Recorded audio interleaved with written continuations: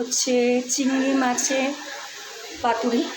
তো আমার আর আমার হাজব্যান্ডের মতো টক্সিক টেস্ট হবে না, আমার আর আমার ছেলের মতন সম্পর্কর মতনই টেস্টটা হবে চিংড়ি মাছের পাতুরিটা।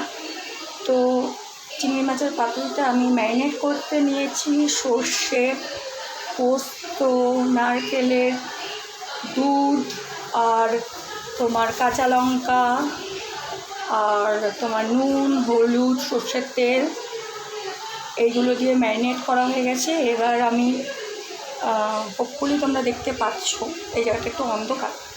আর ম্যারিনেট করার পরে এই পাতাগুলো আমি ধুয়ে এবার এগুলোকে একটু মানে আগুনে তাপিয়ে নেবো, মানে একটু পুড়িয়ে নেবো। তারপরে এগুলোকে দিয়ে কাঁচা লঙ্কা দিয়ে জাস্ট ভাপাবো। তো দিস ইজ কল ভাপা চিংড়ি, যেটা আমার আর আমার ছেলের মতন সম্পর্কর মতনই টেস্ট হবে। তোমরাও ট্রাই করে দেখতে পারো।